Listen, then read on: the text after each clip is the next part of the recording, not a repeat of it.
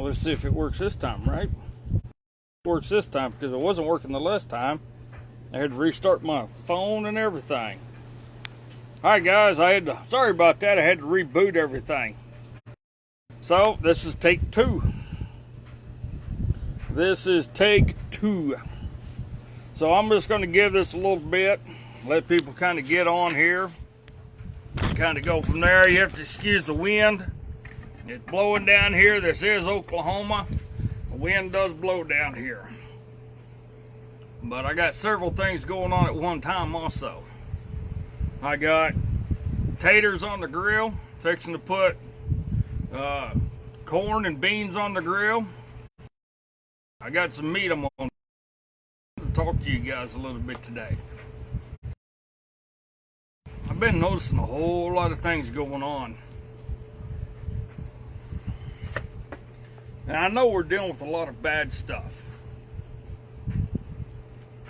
The economy is far worse than what we could ever imagine.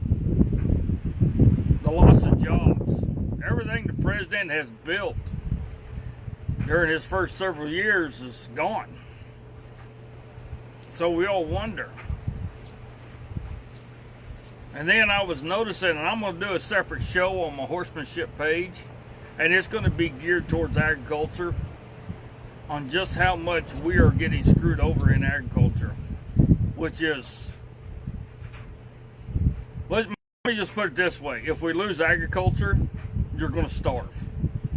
If we lose agriculture, you're not going to be able to buy your groceries. Let's just put it that way. We already got states that's having to, dairy farmers are having to dump their milk, dump their raw milk product, because they say we have an oversupply of milk. Nobody's buying enough milk. You know, I'm gonna do that on a separate show because that one's very important. I've been telling you guys for years just how important agriculture really is, not only in my life, but in all of your lives. The importance of agriculture encompasses everything in your everyday life. Everything. You just have to think. The electricity department of the government, does it come through? Agriculture. Department of Natural Resources, which is tied into the Department of Agriculture. The fuel you put in your car, the clothing you have on your back, that's all through the Department of Agriculture. Your socks, your underoos, your bras, your panties, whatever. The food that you put in your belly is agriculture.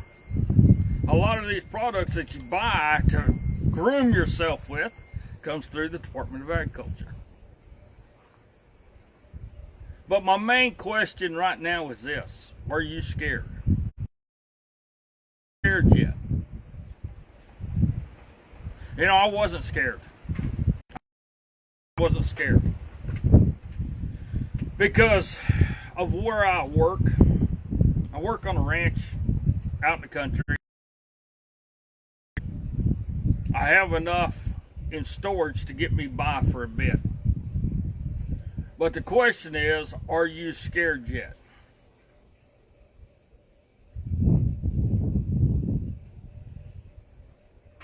Looking at an old buzzard. I ain't gonna lie to you. I'm starting to get scared. I'm starting to get scared, ladies and gentlemen.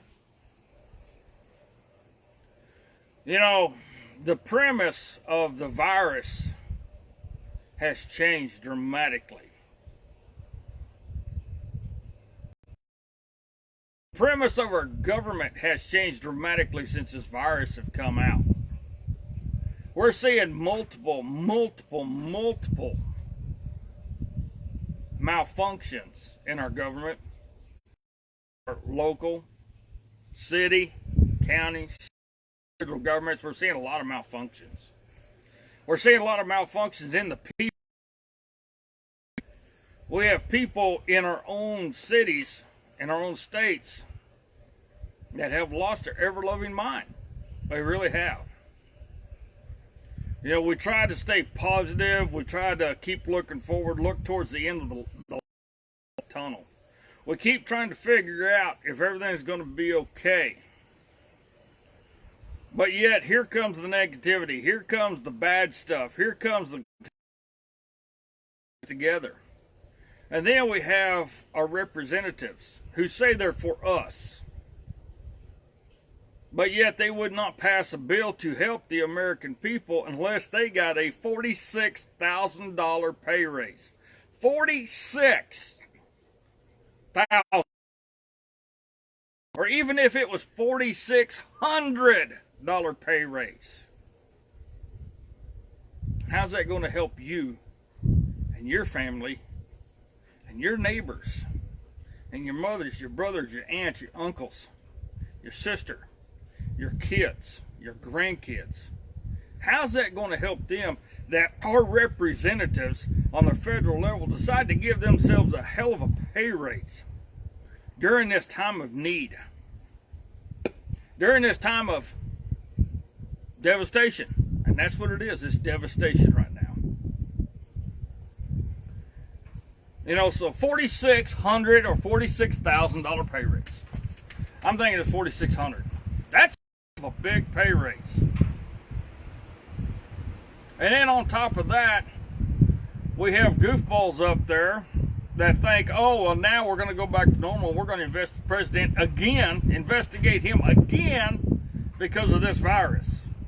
Investigate him again because after the first day that the first American case came into effect, oh my goodness, he closed the border just a couple days later.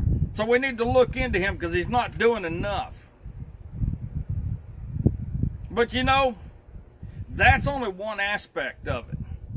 The other aspect is the news media. Have they scared you yet? Have they made you upset yet? You know, I remember a day when news reporters did not give their opinions at all. It wasn't allowed. They didn't give their opinions. They actually reported the news. I remember those days are long gone.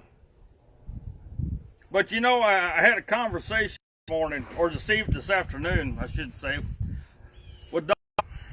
And one of the conversations that we had led to this. Led to my thinking about need to consider what's going on. You know, I've asked this question for years. What would you do tomorrow if you woke up, there was no electricity, no fuel, no way to live your every normal day life? What would you do then? What would you do then? How would you live your normal everyday life if you didn't have electricity, if you didn't have fuel, if you couldn't go down to the quick stop every 10 minutes to get you a damn soda pop and a candy bar? You live a block away from the convenience store, so you jump in your car and walk down there instead of walking down there. You decide, I'm not going to get dressed. I'm going to go into stores wearing my PJs because it's okay. It's the norm now. Minute. No electricity, no fuel, no nothing, so that means you're going to have to start walking. That means they won't have no fresh produce because there's no way of keeping it cold. And we know how they spray their produce while it's in there with water. Well, that won't be there. You won't have no fresh milk. You won't have no fresh eggs. You won't have no cold meats. There won't be anything there. So are you scared yet? I'm starting to get scared. For many factors. For many, many factors. Not because we have the coronavirus in a town that's just north of me. That's not it. That's not why I'm getting scared. Why I'm getting scared is this, ladies and gentlemen. If you really think about what's happening, really consider what's going on. They are financially bankrupting this country. They are financially ruining businesses by shutting everything Now, even as of today's date, and all of the figures that have been out so far on this virus, H1N1 versus the swine flu versus AIDS versus every virus that has come through this country, this one still don't beat the other ones as far as numbers go. But yet, for some reason, to shut down the entire infrastructure of our world. It's a global thing. They've shut down all the infrastructures all over the world. But in our country, not only have they shut down the infrastructure, but they've put you out of work. They said you cannot come to work because your job is not essential. They said you must stay home. So people are paranoid. Now, over the years, I've noticed there's been a lot of kids and some adults, but I'd say over the last 25 years, I've really noticed how a lot of kids are being born nowadays that's allergic to everything. And I mean everything. They're allergic to dirt. They're allergic to grass. They're allergic to trees. They're allergic to dogs, cats, birds, fish. You name it, they're allergic to it. Over the last 5 years, I've noticed a lot of changes happening to people.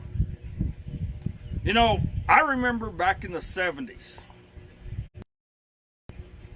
you really did not see very many obese people at all, if any, because everybody was in shape. Everybody was working. Everybody was active. Everybody was doing something. Everybody was playing sports of this way, this kind, that kind, whatever. They got home. They was always active. They didn't go to McDonald's. They didn't go to Burger King, Taco Bell, Taco Mayo, Kentucky Fried Chicken, Long John Silver's, Red Robin, whatever the place is. They didn't go to these quick stops and get something to eat. They cooked their meals at home. Your meals. Now, one of the things, too, that really got me thinking about things in my conversation a little while ago was, guess what? You better start getting scared. And I'm going to give you examples of some reasons you should be getting scared. I had a friend of mine, Mike McCall. He lives down at Watonga, Oklahoma. He called me and said he went to buy a hamburger. You know, the little tubes of hamburger you can buy. It's about yay long and about yay big around. That was $5.99 a pound. $5.99 a pound. Okay? It's ridiculous. The butcher told him they don't have no more coming in. They said, what about the rest of your meat? We don't have no more coming in for a while. You're going to have to wait. This is what do you mean? He said, normally on the month, we bring in $30,000 on our meat sales. But now, since I've had to up my prices on meat because the packing houses raised their price on the meat, what they're selling me the meat for, I have to pass that forward to the customer. So the consumer is paying double per pound of meat on what they're buying. So we're going to be running shy of meat here pretty quick. We're going to start running shy of a lot of things that you don't think are essential in your grocery store. Your pastas are going to start running out. We already seen what people did with bread and with toilet paper and baby wipes. That was the most asinine thing I ever seen. If you're going to hoard something of value. Hoard something that's going to last you for a very long time.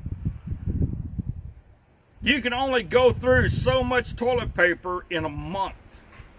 You cannot go through 100 rolls of toilet paper in a month. I'm sorry. If you do, you better get your butt to the doctor and get yourself looked at, because you got some serious problems.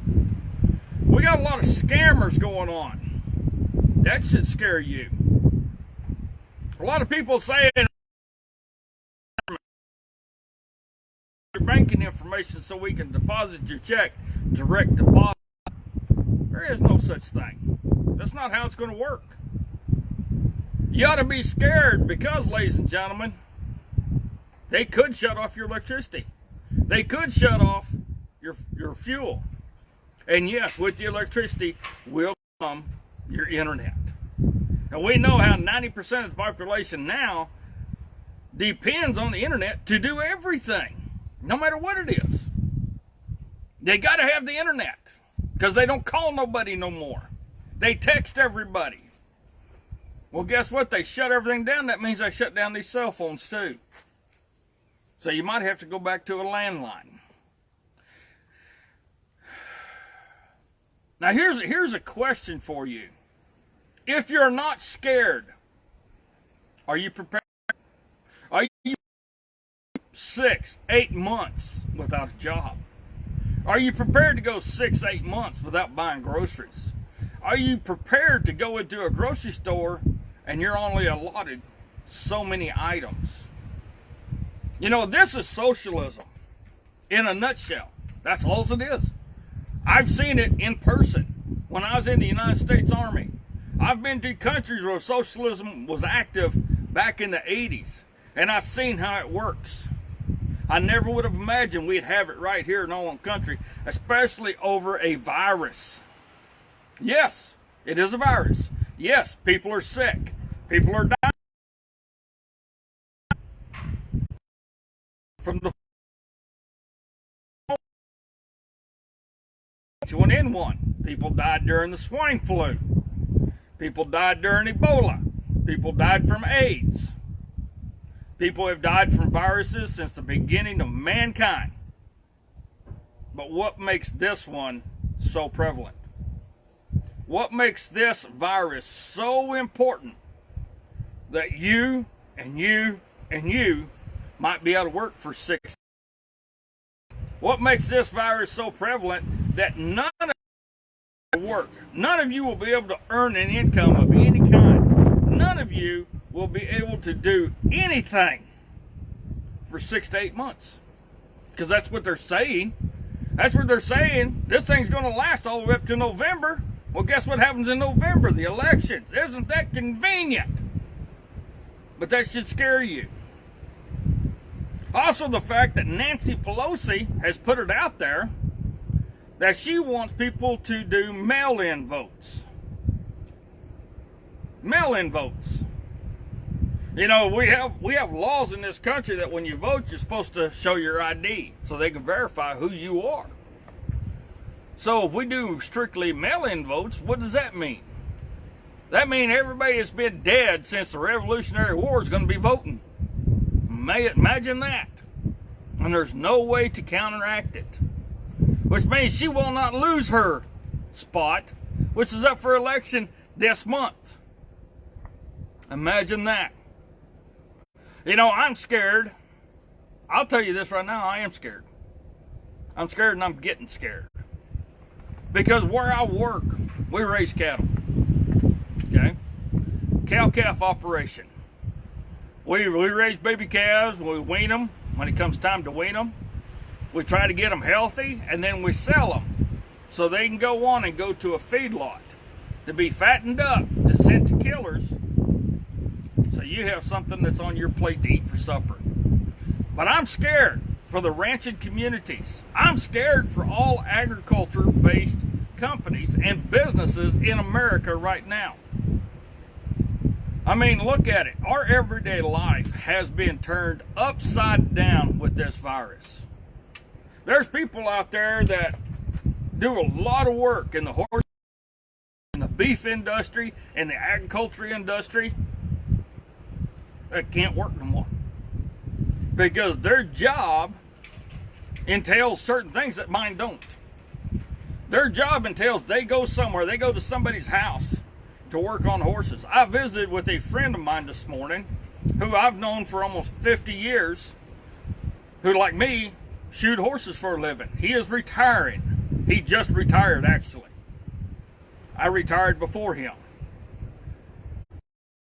Guy's been shoeing horses, and he said when this virus hit, he said, that's enough, I'm done. He said, I've shoed horses long enough, my body's tore up, He said, I've tried to save money to make a living so we can live comfortably. He said, but I didn't do it. Now I'm going to have to go get a regular job. He said, but I'm done shoeing horses. I said, why? He said, number one factor is minus the body, because your body gets tore up shoeing horses. Trust me on that one. You don't know who has it. You can go to somebody's house and work on their horses, and they might be sick. Next thing you know, you're sick. You take it home, and you infect your whole damn family. And then what happens? So his job is gone. He retired. I've talked with multiple people over the years, over the months, that have lost their jobs due to this. There's people like teachers. A lot of teachers got laid off. A lot of teachers got let go. They got fired because there's not going to be here, so they're not going to pay them. They're not going to lay them off either. But now everybody from college students down to high school and grade school has to do everything via the internet. But at the same time, the hysteria about this virus has gotten phenomenally out of hand. It really has. In my estimation, it has gotten out of hand. I mean, look at it. We have kids now, snowflakes, who stands against everything the president does, don't believe in the president at all, don't believe in any elders at all, says, the hell with you guys, we're going to go out on the streets and we're going to raise Billy hell. We're going to go down on the beaches. We're going to go out on golf courses. We're going to go out everywhere and do everything like normal. But yet you wind up getting sick. And you wind up starting infecting other people. Because you're using this up here for something other than a hat rack. That's all you're using it for is a hat rack. You need to start using this for something else besides that. You need to start thinking, and this younger generation is not doing it. But I look at it this way. What I'm also scared for and scared about, I'm scared for all of you guys. I'm scared for myself. Because if I need groceries and I go to the store, what am I going to do? If you guys need groceries because you got newborn babies, what are you going to do? This is where I think everything comes back to the old ways of doing things. And we're in a time frame right now, ladies and gentlemen, where seriously you have to consider going back to the old ways of doing things. And one of the old ways of doing things every week was not getting a paycheck every other week or every month. You might have got a paycheck every quarter of the year or twice a year. But yet you have to be able to live and make a living on that. We need to get back to the aspects of I can't run my electricity so much because it's going to cost me X amount of money. That's where I like what I'm doing. Right now, like I said, I'm cooking. So you guys have to excuse me. I got some grub. I got taters on here right now. I'm fixing to put some corn and some beans on here, let them start warming up. And then I got some meat to put on there. And yes, we have to get back to the old ways of doing things. Now, like I said, I'm fixing to put this stuff on the grill. I'm gonna try to do this one-handed without spilling it everywhere. I got 2 pots in my hand right now that I'm fixing to put on here. And the reason why is I don't have an electric stove. I got a propane stove. So I have this grill. So as you can see, I got 2 pots. So what I'm going to do, I'm going to put my ranch style beans and my corn on there with this, and I'm going to let it cook. I'm going to heat them up that way. And I got some meat in here that's thawed out that I'm going to be throwing on later on. Yes, I'm doing laundry right now. Yes, I have a load of bread being made right now. My dogs are out chasing coons. Cow dogs chasing coons. Ain't that something? I got a loaf of bread that I had making. I don't know how it's coming together. Ooh, that don't look good at all. I think I did something wrong. I think I did something wrong because that don't look right. And it's already been cooking for about an hour. Something's not right. I screwed up on that one. I don't know what's going to happen. But with this conversation that I had this morning, ladies, I'm seriously beginning to think we need to get back to the old ways of doing things. Yeah, I'm old. I'm not that old. Old as a lot of you think I am. I'm only 55. All this gray is not the years, but I have enough knowledge in me to remember the old ways of doing things. And I'm not lying to you, I think we need to get back to that. I really do. And maybe that's going to help a lot of us out. You know, there's some great books out there that you can order. And it's old-time recipes, old-time ways of getting plants so you can medicate yourself if need be. There's old ways of doing things, even in the city environment. If you have a porch at all, you can grow yourself something to eat. You can grow some vegetables. You can grow yourself some tomatoes. You can grow yourself some squash, some carrots, maybe some lettuce. All you got to do is build yourself an above ground flower bed. It don't have to be very big. You can grow yourself some strawberries. Put it on your back porch, front porch, I don't care. But I think we really need to get old ways. And it's not because we want to, I think it's because we have to. See, look at today's environment, ladies and gentlemen. Look at today's environment. You can't go where you want to. My little brother lives in Amarillo, Texas, and he told me he's already got travel papers for his job. I never thought there'd be a day in my lifetime where I would see any American have to have travel papers. I've seen it in other countries. I've seen it in East Berlin, East Germany. I've seen it there. I've seen it in Poland. I've seen it in Russia. I was in the military. People had to have travel papers to go from point A to point B. And if you went to point C, guess what? You got to.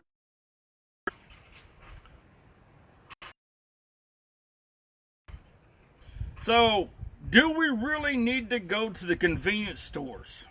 No. We could shut all the convenience stores down tomorrow, and you would still survive. Those businesses wouldn't, but you would still survive because you don't need to go to the Quick Stop and get you a damn soda pop, get you a 32 ounce or a 44 ounce drink, because you don't need it. You can make ice cream right there at the house. If you want ice cream so bad, you can make your own ice cream. Homemade ice cream is probably better than a lot of this ice cream they're making because guess what? It doesn't have all the crap in it that they're putting in it. Get you some chickens. Find somebody local that has chickens. Buy you some eggs. Find somebody that has butcher hogs. If you don't know how to butcher, get you a chicken. Start with a chicken. Then work your way up to a hog.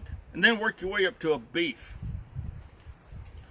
You know, you don't have to take your meat to a butcher to have it butchered. You can do it yourself. There's so many things that you can do yourself. And right now, while you have the opportunity, ladies and gentlemen, the internet is a great thing. YouTube has every video you can imagine on it on how to do any butchering of any kind. I know I've been sharing some butchering of beef, the different cuts of beef, the way you cut it out, the way you get the backbone out, all that stuff.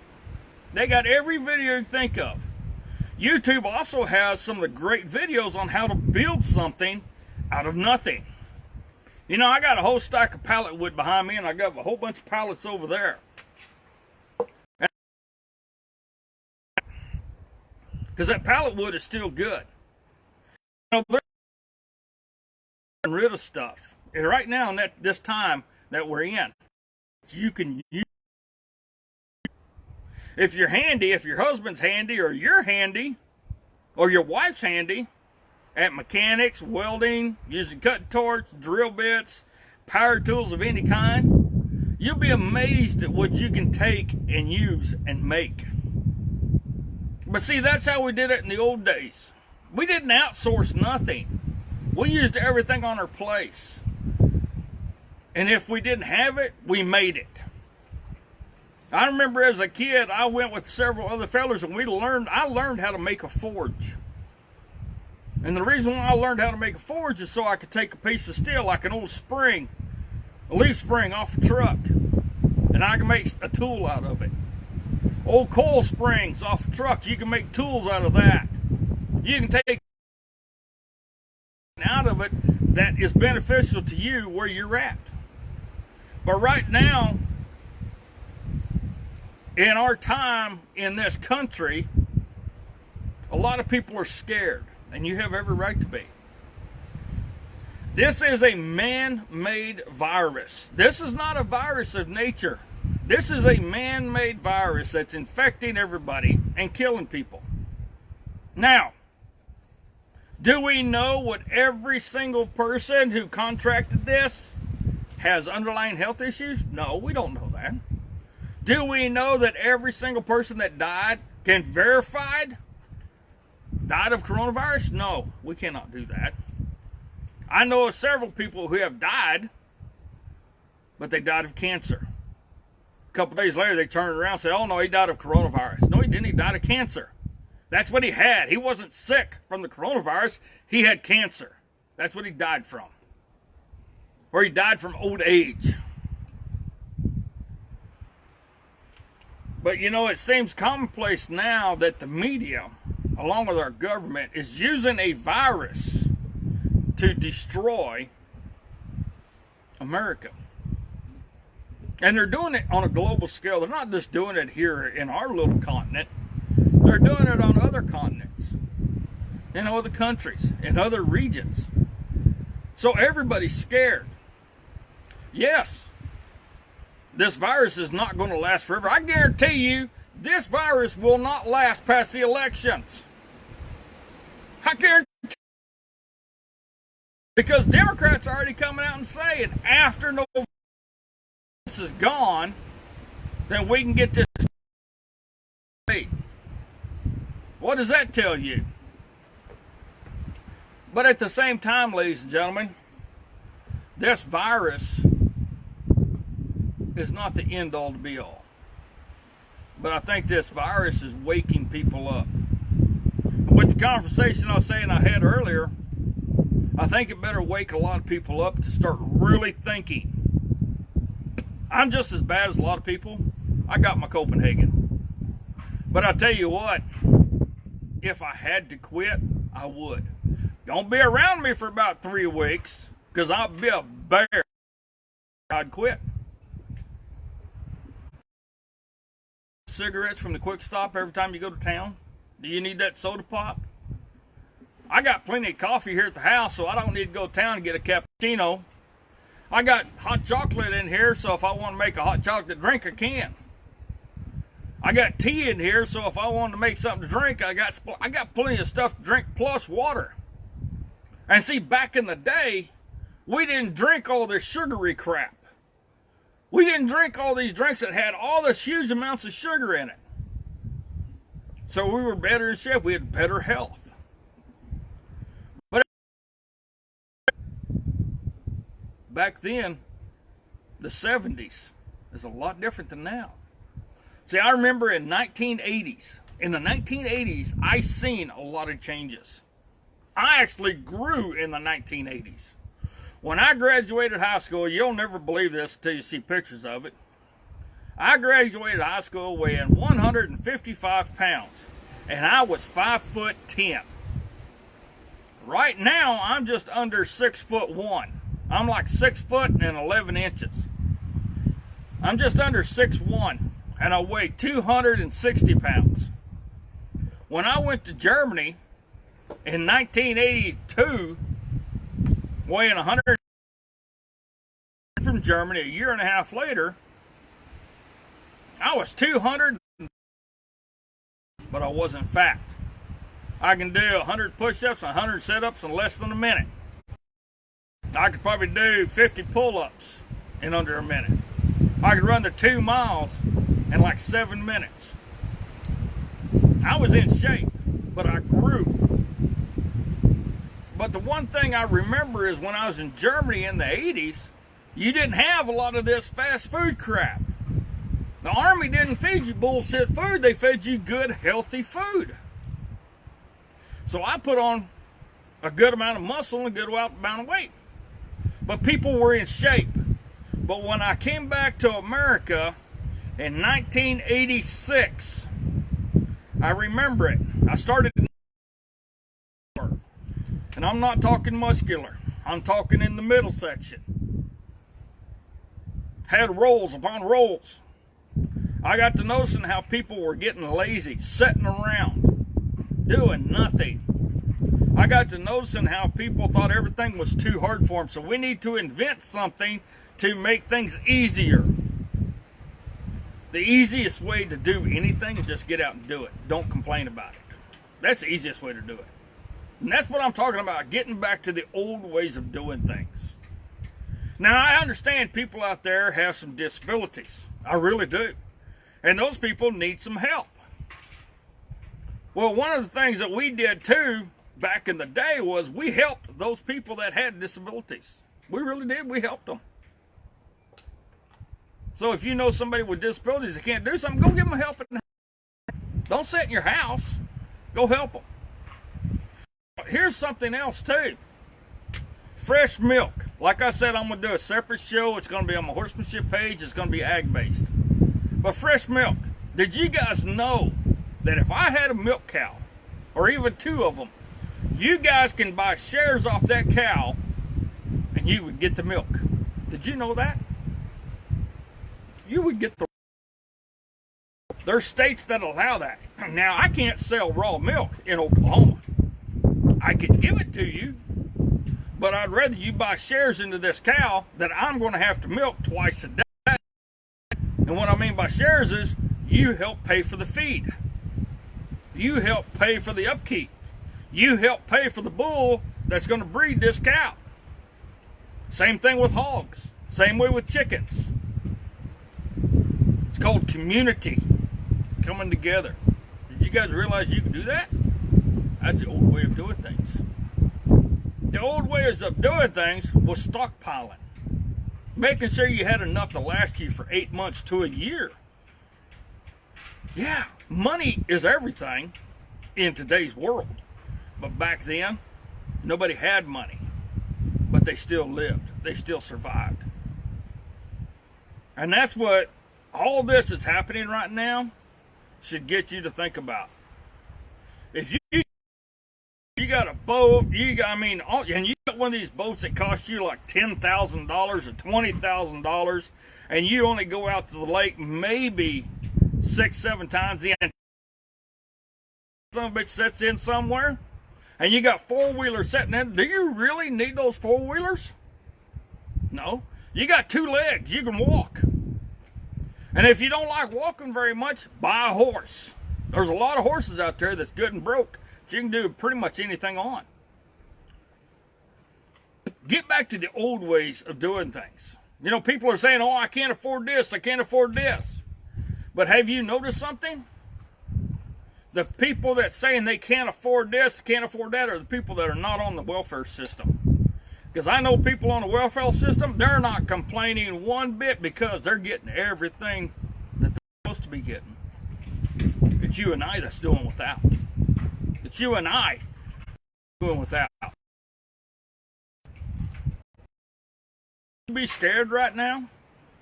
If not, maybe you need to reconsider. Now let's recap. You go back and you think, hey, everything's going to be fine. You wake up in the morning, there's no electricity. First thing you're going to do is go check your fuse box. Guaranteed fact, you're going to go check your fuse box, see if you threw a breaker. Nope, didn't throw a breaker, they're all good. Still have no electricity. So you walk out to your pole, see if your meters are spinning. Nope, meter's not spinning. So then you're going to get on your telephone, on your little cell phone here, because you don't have a landline. And you're going to go call your electricity people, but wait a minute, you have no service with your cell phone. Because that's been shut down too. Then you get in your car, or your truck, or any kind of vehicle you have, your motor scooter. So now I'm going to go to town and figure out what the world's going on. You get to town, you noticed everything is closed down. You start seeing signs popping up, no fuel. See, I lived through the fuel shortage once. I know what it's like. I know what it's like to sit in line for hours waiting on a fuel truck to come so you can put fuel in your vehicle. I've been through that before. Several of you have. We know what it's like. But for you that haven't, you drive to town to talk to electric people and you start seeing these signs up that says no fuel. What are you going to do then? I'm fortunate. I'm fortunate enough I got horses I can ride. I got horses that I can actually teach to drive. I will get, because I got plenty of trade goods, and I will trade. And there's a lot of different type of wagons out there that you can get. And another nice thing about what I can do, and what I know how to do, if I have to leave my truck here, if I have to leave most of this stuff here, I will get a wagon and I will teach my horses how to pull that damn thing, and I will load everything I can in that thing, and it might take a couple trips to the ranch, and that's where I'll be, is out at the ranch. Because I still have a job of protecting those cattle, raising those cattle, because I guarantee you what, when everything goes out and the shit hits the fan, people are going to be coming out there wanting to kill those cattle for meat. Wanting to kill the cattle just because they can. So I have to stop that. We're going to go back to the old days. And it's going to be shoot first, ask questions later. And if you're living in towns, I hate to tell you this, but people that were your neighbors probably going to come after you for your food, for your clothing, for your shoes. They don't care. They want to survive. You know, for years we've been watching these shows on TV about apocalyptic times. Jericho, The Walking Dead, all sorts of shows like that. What's going to happen if we ever get and we lose everything? We're going to have to go back to the old ways of doing things, ladies and gentlemen. And right now, in this time that we're in, I think you better do it. All my buzzards are back. I got a bunch of buzzards that roost in a tree right over here. And right now there's 8 of them coming in. And they're all going to be roosting in that tree tonight. I love seeing them buzzards first thing in the morning. They sit out there with their old wings spread out, let the sun warm them up. But I think we have to get back to the old ways of doing things. You know, the old ways of doing things is not easy. It's anything but easy. And we've lived a life of ease. For most of our lives, everything has been the life of ease. We always had to find some way to make things easier, to do something easier. Even to open a damn can. But let me tell you this.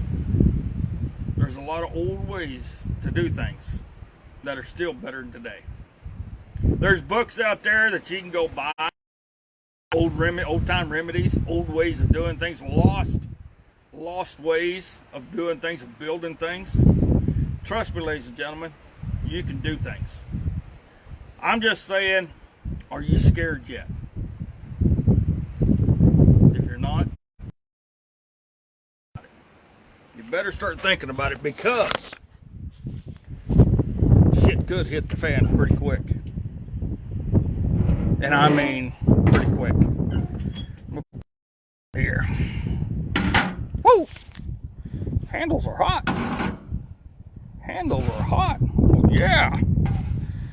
You know, I like this kind of cooking. I really do. I like that kind of cooking.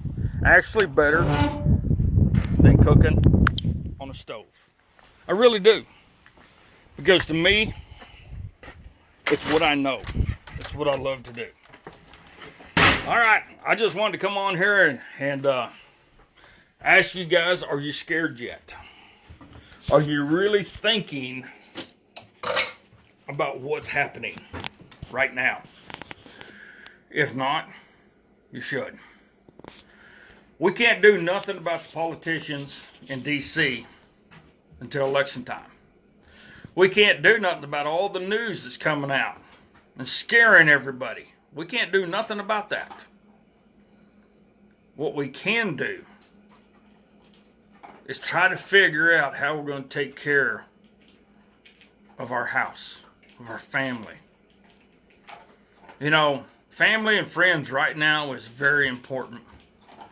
So if you have some like-minded people that you're real close with, I'd be visiting with them. I really would. And I'd be telling them, let's get back to the old ways of doing things. Right now it's planting season. Right now, it's just about time to start putting your gardens in. Some areas are already doing it. Some areas they haven't yet. But it's coming up. Get together with your friends and your family. Say, hey, we're going to be putting a garden up. We want you guys to be part of it because we want to make sure everybody's got plenty.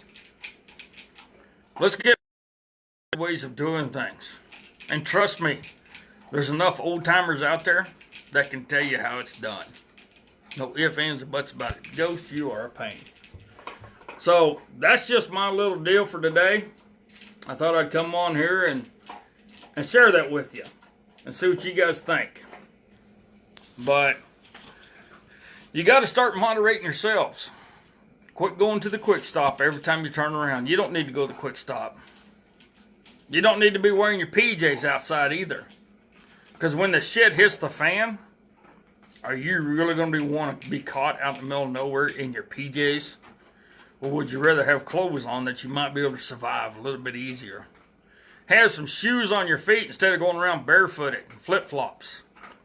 Because when the shit hits the fan, guess what? There's an old saying in horseshoeing, no foot, no horse. I know this for a fact. Your feet starts hurting you, you ain't going to be able to walk. So put some covering on your feet. Be safe. And make sure your family's ready for the possibility of shit hitting the fan. Alright guys, y'all have a great evening. I'm going to finish up cooking and I'm going to go from there. You know, Lord willing, the creek don't rise, things will get better. But until then, let's look at doing things the old-fashioned ways. And I mean, let's look at doing everything the old-fashioned ways. Because right now, there's a lot of businesses shut down. So you can't do your everyday work. You can't do your everyday buying. Hell, my bank's even shut down. I can't even go into my bank. I can't do diddly except for the internet. Well, guess what? We lose the electricity. What's going to happen with your... What's going to happen? So we need to start looking at some old-fashioned ways. Alright guys, y'all have a great evening. I'm going to finish cooking my supper, and I'm going to go from there. God bless each and every one of you. God bless the Republic. And just remember this. Our Lord Jesus Christ is our Savior. So talk to Him every day. Even if you don't want to, talk to Him. Because He don't give you the answers right then and there, but He will show you the way if you open your mind. Love you guys. We will talk to y'all later. And just remember this. If you sit on a wooden fence too long, you're going to get splinters in your butt. So get your ass up, put your feet down, get off that fence. Pull them splinters out and go forwards. And never go backwards. And things will be okay. Talk to y'all later. Bye-bye.